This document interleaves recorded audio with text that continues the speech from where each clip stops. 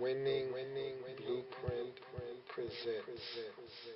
It's the Redskins Report, so it's everything Redskins and anything of the sort.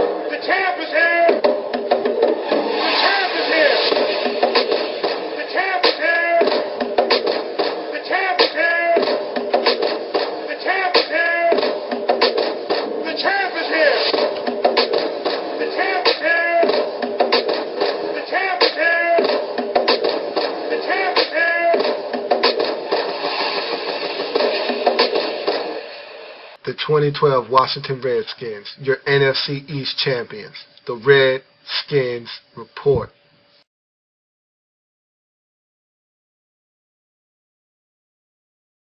Welcome, Redskins Nation. You are in the draft zone. I'm your host, Lou. Thank you for joining me. So, our draft is complete. We've selected 7 players, and honestly, pretty pleased with the draft. There were some things I would have done differently, but I'm really pleased with the players that we selected in this draft. What will we get out of them? Who knows? Only time will tell. But for what we got for the picks that we had, not having a first-round pick, and the maneuvering and posturing that we've done in this draft, outstanding. I think we did a great job of getting the best player available mixed in with getting needs addressed. I thought we used both of those tools to our advantage in this draft. We did not reach for players. And if they would have listened to me, they might have reached on a player or two. And so, again, these guys are professionals. They know what they're doing. They get it. And Mike Shanahan, for all the flack that he's gotten over the years about drafting these type of players and drafting that guy, he understands the draft. And he understands how to get production out of the draft. If you don't understand that, you need not look any further than last year in Alfred Morris and what he got out of a 6th-round pick out of Florida International. So, look, Mike Shanahan and company understand the draft. And so what I'm going to do today is grade out our draft using a baseball rubric like I always do: single, double, triple, home run. Average up the scores and give us an aggregate as to what I think the Redskins have done in this draft. And it's not necessarily indicative of the player selected as much as how much I like the pick, where it was made, and what it could mean for the team in 2013 and moving forward. And so, of course, the player itself is definitely going to be averaged into that grade that is given to that particular pick. But it's not just the player itself, it's the pick, where it occurred, and what it means moving forward. And so let's get to the draft board and let's talk about what the Redskins were able to do in the 2013 NFL draft. I was very pleased with what they were able to accomplish. You look at the board, and again, I have my handy-dandy pointer, have my draft board behind me, round, picked, players, position, school. So let's look at the draft for the Redskins, and these are the needs that I thought the Redskins needed to address coming into the draft, and we'll talk about those in a second. Let's look at our first overall selection in this draft, 2nd round. Remember, keep in mind, our Redskins did not have a first-round pick, so we start in the 2nd round, pick 51. Our first selection, David Amerson, cornerback out of NC State. I thought this was a very ballsy pick because this is a guy with a lot of upside. We're talking about a height, weight, speed specimen here. We're talking about 6'1", long, rangy corner, runs a 4.37 to 4.11 40. So we're talking about a blazing speed type of athlete here. So height, weight, speed combination in David Amerson. The production in college says that he's got the potential to be a star in this league. Look at his junior season, 13 interceptions. That's a heck of a lot of interceptions. We're talking about over one a game in the college football season. And you look at his senior year, disappointing in many respects. 5 interceptions, nothing to scoff at. But when you come from 13, 5 seems minuscule. But that was his problem in his senior year, is that he tried to match those and exceed those totals from his junior year. Instead of just playing fundamentally sound football, he went for the home run. He went for the jugular more times than not. He bid on a lot of double moves, and he paid for it. And he was beaten plenty of times in his senior year. And so I was a little apprehensive about this pick because of the boom or bust proposition that David Amerson brings. But in listening to him talk and listen to others talk about what David Amerson is, I became more comfortable with the pick. He sounds like a young man that understands the mistakes that he made in his senior year, and he learned from them. That's the biggest thing. Everyone makes mistakes. How you learn from those mistakes is what's going to make you a better person, and in this case, a better player. He seems to understand what he did wrong in his senior season, and he's ready to grow from that experience. And so that made me a lot more comfortable with the pick at 51 of David Amerson. Look, this guy could be an absolute star in this league, and we know we need cornerback help. We need safety help. I was a little afraid because here I thought we needed to address the safety position. And Swearinger was there. So was Phillip Thomas. And so I wanted to get my guy and get him out of the way. But the Redskins say, look, we want value here at 51.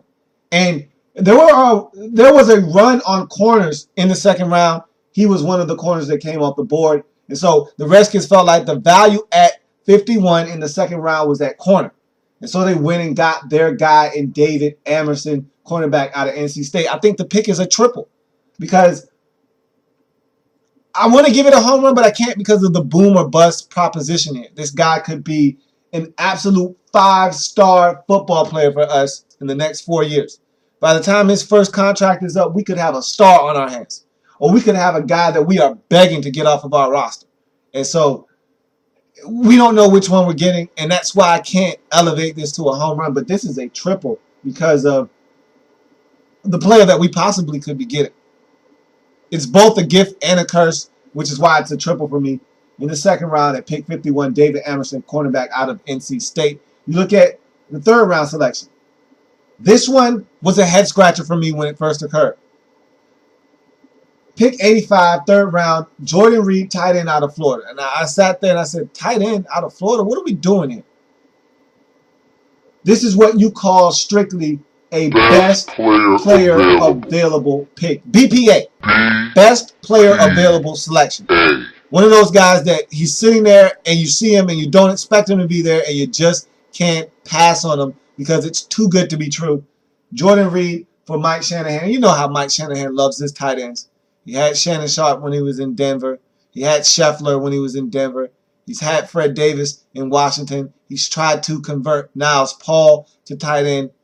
And also we have the lumberjack in Logan Paulson. And so he loves his tight ends.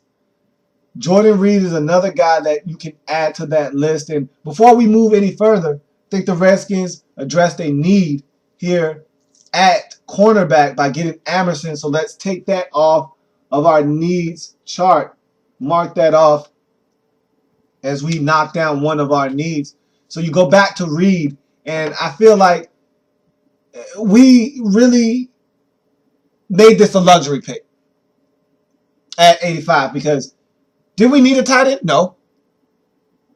And the question that I pose to all of you out there is, Jordan Reed at 85, what does that mean for our tight end group? We know that Logan Paulson is irreplaceable.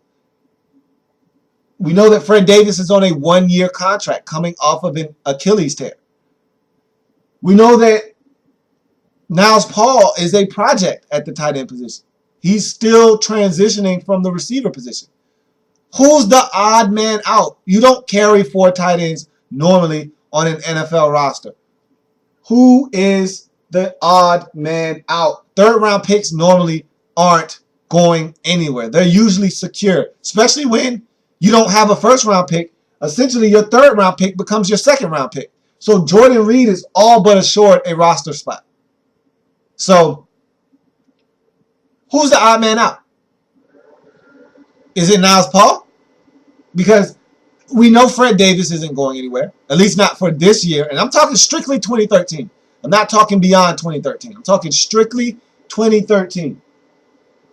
We know Fred Davis isn't going anywhere. We know the Lumberjack isn't going anywhere.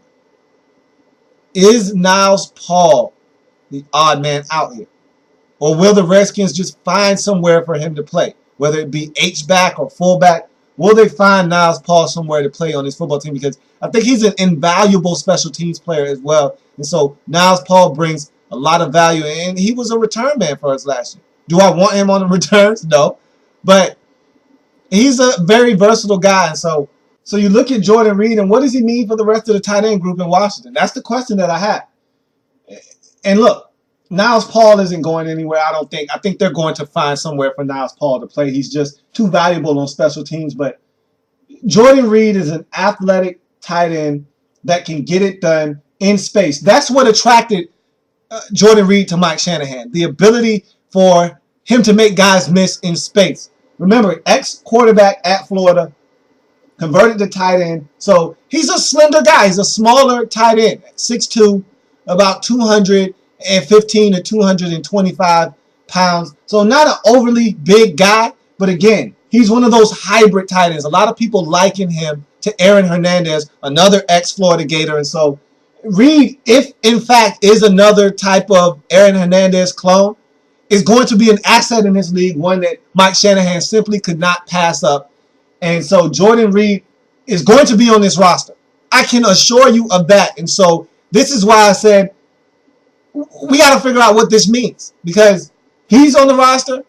Fred Davis is on the roster in 2013. The Lumberjack is going to be on the roster in 2013.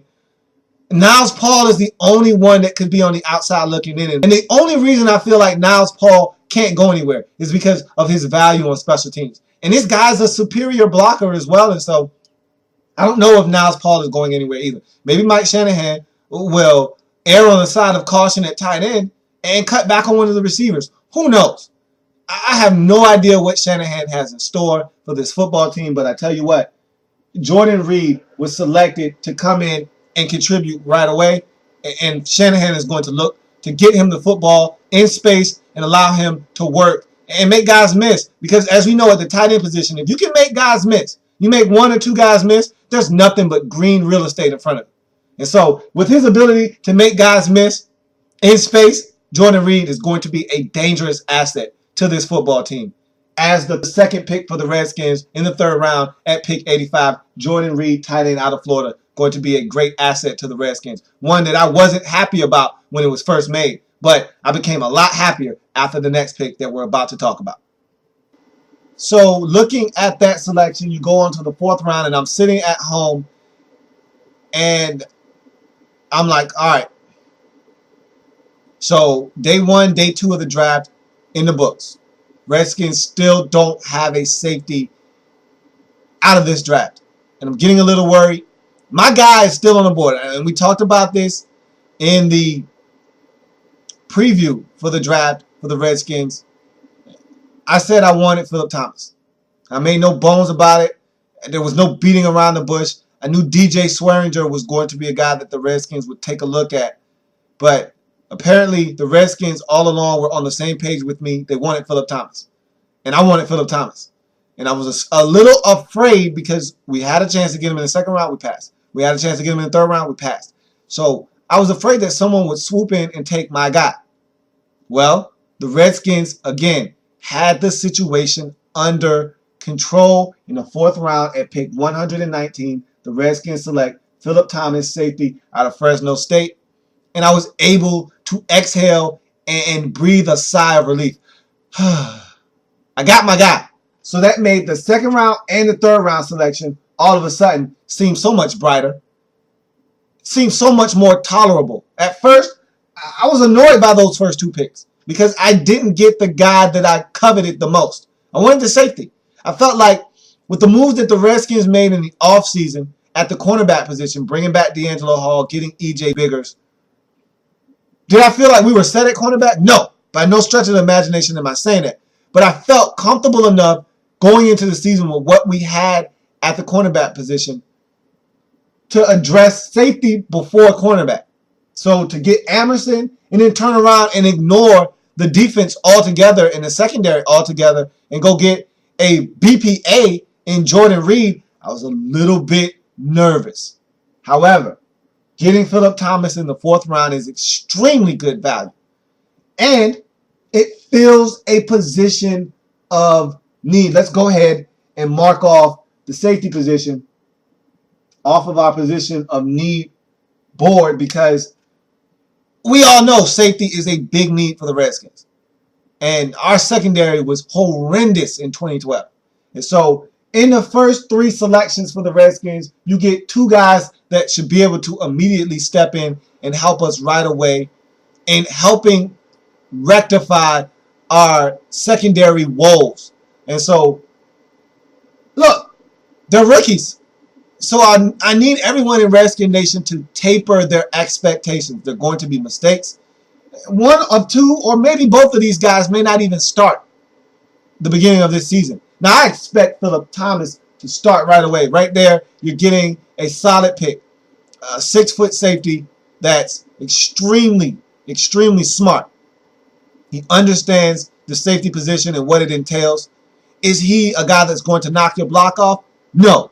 But in this day and age in the National Football League, I'm kind of turning away from those guys, because with the new rules and the changes in what you can and can't do, a guy that's looking to take someone's head off across the middle of the field is becoming a lost art, because the NFL is trying to legislate that out of the game. So a guy like Phillip Thomas is more of what you're looking for at the safety position. A ball hawk, a guy with ball skills that can go after the football and force turnovers.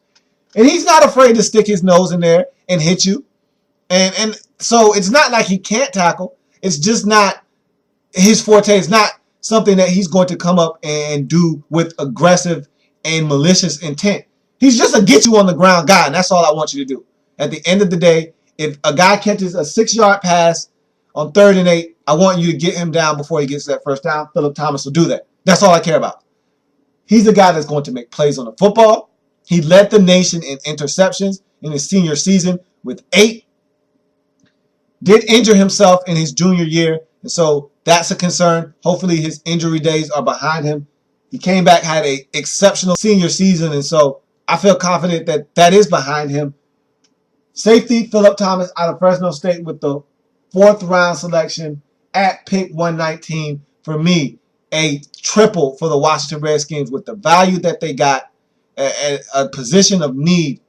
They really got some great value in the 4th round with Phillip Thomas. So what do I know? I was trying to get this guy in the 2nd round. We got him in the 4th round. Kudos to the Redskins for getting great value in Phillip Thomas in the 4th round. So we move on to the 5th round. We have 2 of those selections. First of those 2 5th round picks, 154, Chris Thompson, running back out of Florida State. Change of pace guy. Scat back. All-purpose type of player. And this was a guy that suffered from many injuries in college. So durability, definitely an issue here. So you look at Thompson and you say, well, running back, not a position of need. I'm not sure if this was a BPA pick or not. Maybe this was a guy the Redskins had targeted on their board, because, as we all know, the Redskins struggled in the returns game last year. The Redskins struggled with change of pace backs. Remember, Roy Halou Jr. injured for the whole season. Did not play a down in the regular season last year. Was shut down before the season started with a toe injury. So he did not play. Evan Royston, not a change of pace back. So the Redskins lacked that 1-2 punch, that speed, that shot in the arm. We know Alfred Morris is a beast of a running back in the backfield, but he doesn't scare anyone with his speed. He doesn't have top end speed. So Chris Thompson is a guy that can fill that void. Now, I think Roy Halou Jr., if healthy, I think he's going to be our guy in the backfield as a change of pace. He's going to be that 3rd down back. However, Chris Thompson gives you added value. He catches the football well, can run it out of the backfield, and he gives you a guy that can run kickoffs, catch some punts. I don't know if he's that versed in catching punts and fielding punts, but I know kickoff returns is something that he'll definitely be manning up if the Redskins have him in their future plans, he'll definitely be on special teams, because I don't think any of us want to see Niles Paul back there on special teams again next season, running back kickoffs. I don't think that's something that we really want. Chris Thompson, if he can stay healthy, chronic back issues in college football for Chris Thompson.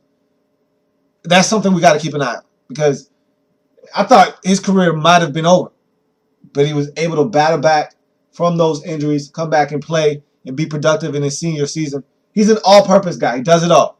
Catches it, runs it, can give you added value in the returns game. Solid pick by the Redskins in the 5th round. That's a double for the Redskins. Chris Thompson, running back out of Florida State, at the 154th pick in the 5th round. You look at our second pick in the 5th round, and to me, this has the potential to be the steal of the draft for the Redskins.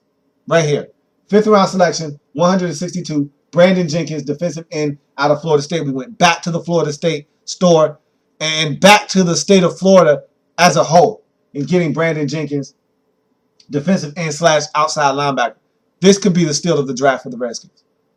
And the reason why I say that is because here's a big man, 6'4", 265 pounds, can get to the quarterback, was highly touted out of high school, was extremely gifted at Florida State, started off his career at Florida State with a bang, had some injuries, and so that kind of derailed his career and kind of made him a guy that went under the radar. But here's a guy that's versatile, can rush off the edges as an outside linebacker, can put his hand down in the dirt as a defensive end, so he can play some 5 technique for you. He can stand up, get to the quarterback. He can do a little bit of everything. And so when you're in different packages, sub packages, nickel packages, blitz packages, Brandon Jenkins will be an asset to this team, because he's a guy that can just be walking around coming from different angles. And he can get to the quarterback. He's athletic enough to rush, but stout enough at the point of attack to play the run as well. I like Brandon Jenkins. I love this pick. The injury is what made him a 5th round selection. But if he can come back and play at a high level, this is a guy that could be scary for the Redskins. And I'll tell you what, 5 years down the road, this may be the best selection in this draft. He's got that much potential. To me, this is a triple because of the value you're getting in the 5th round. This guy easily could have been a 2nd round pick. Had he not gotten injured, we're talking about 1st round, 2nd round talent. We get him in the 5th round. This could be the steal of the draft for the Redskins. Defensive end / outside linebacker, Brandon Jenkins out of Florida State. To me, triple. And with this pick, you could argue that he's a defensive end. I'll give the Redskins the benefit of the doubt. Take him off of the defensive line list. Take that off of the needs list. He's more of an outside linebacker to me, but I'll give the Redskins the benefit of the doubt, say that he's a defensive end / outside linebacker, and take that off of the needs list. So I think that's a great pick. It's a triple in the 5th round for the Redskins. Brandon Jenkins, defensive end / outside linebacker out of Florida State. So we get to the 6th round, pick 191, safety Bacarri Rambo out of Georgia. And remember, I said we were going to get Bacarri Rambo, safety out of Georgia. I did say that. Now, I said it was either going to be Matthew or Rambo. You can't have both. And here's a guy with character issues. Coming out of college, was suspended for alcohol-related incident off the field. Also suspended for marijuana usage, or in his words, inhaling marijuana because of his surroundings. I don't buy that. He's a guy that probably was using it at college. He's going to have to straighten up and fly right and get on the straight and narrow, or he's not going to be able to help the Redskins like another safety that we have on our roster currently in Tenard Jackson. So Bacarri Rambo, great value in the 6th round. And this is a 2nd, 3rd round talent. Again, the issues off the field brought his stock down and gave us the opportunity to select him in the 6th round with the 191st pick. So again, good value in the 6th round. Question here is, hey, can he stay out of trouble off the field? That's number one, first and foremost. You're getting a solid player. Can he stay out of trouble? B, The athleticism, the size, everything you look for, it's there. We're talking about 6'1", 215, 220-pound safety. He can run. He can tackle. He can make plays on the football. Can he use his instincts? And I'm going to call it instincts. I think he's a bit of a gambler. He scares me at times because he'll go and try to make a play on the football. But in doing so, he'll absolutely disregard his responsibility. Go after the football and leave a gaping hole in your secondary. And in the NFL, you pay for that. Those are 77-yard touchdown passes.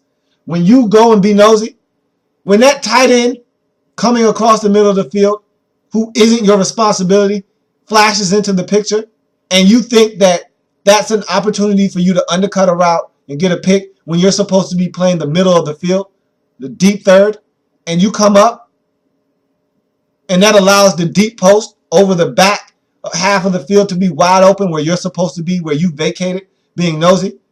That's called being nosy, being greedy, and gambling. That's not instincts. Instincts is when you read a play, you see it happening before it happens, and you make a play.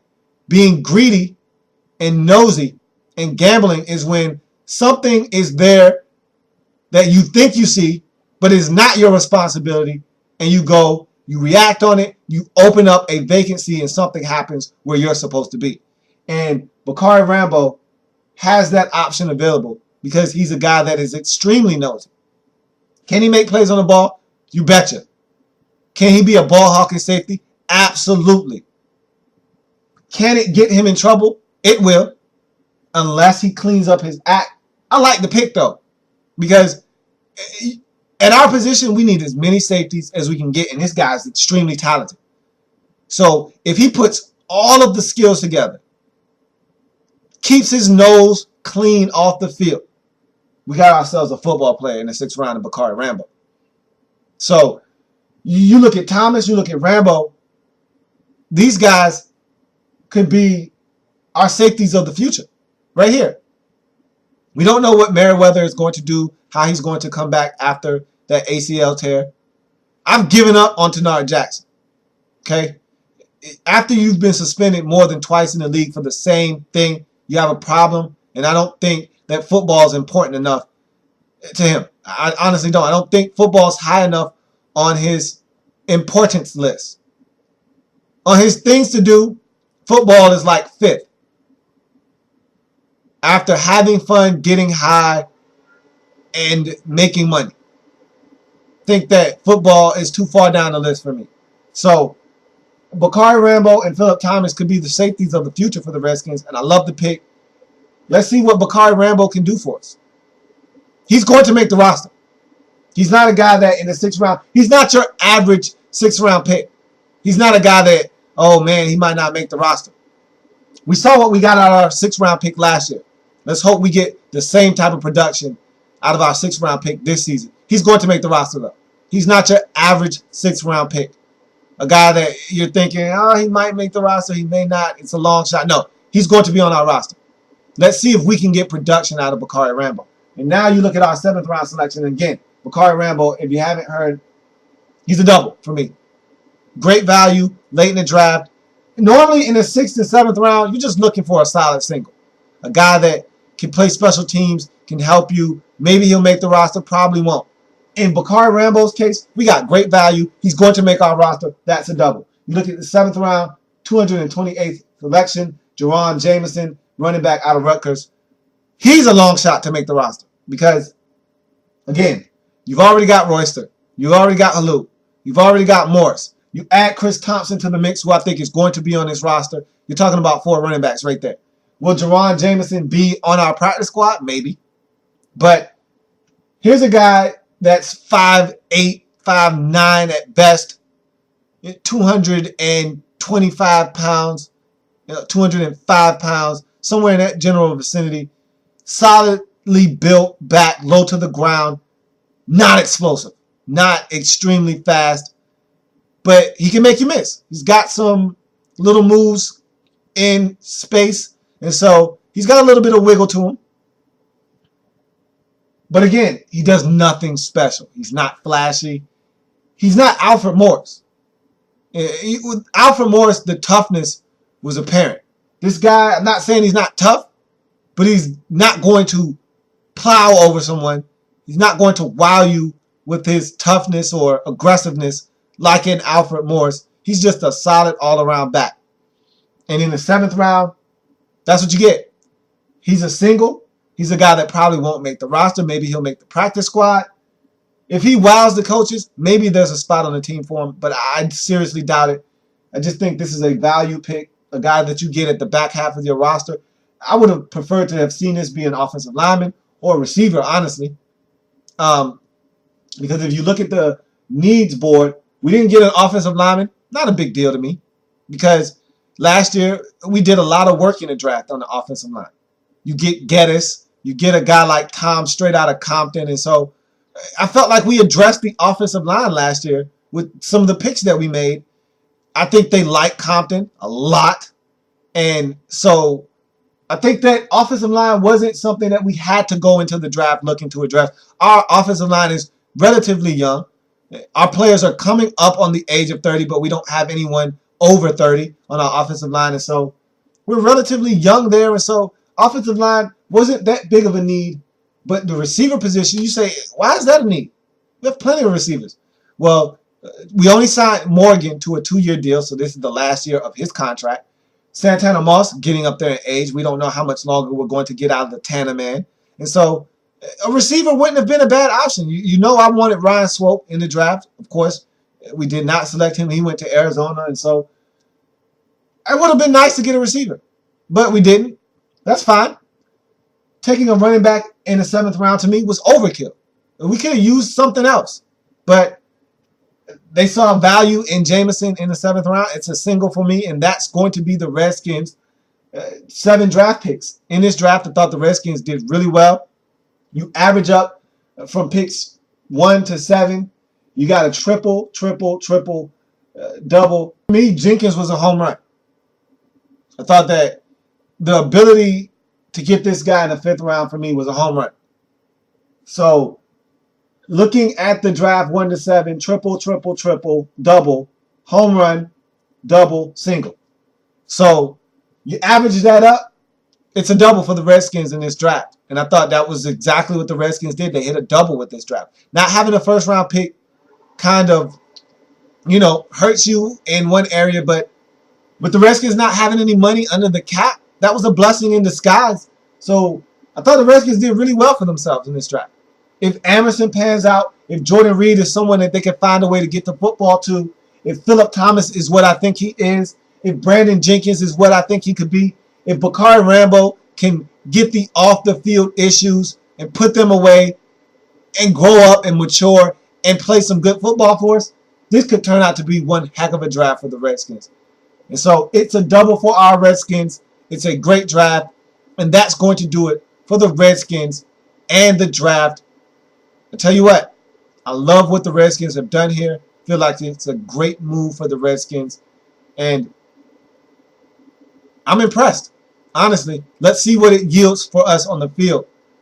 But in the 2013 season, we've got at least 1, 2, 3, 4, 5, 6, possibly 6 out of the 7 draft picks can compete this year and contribute on this football team in the 2013 season. So I love the draft. I'm a Redskins fan, etched in burgundy and gold. My Redskins spirit will never die. My Redskins spirit will never fold. Until we meet again, hail to the Redskins. Have a good one. Love the draft. The Redskins Report.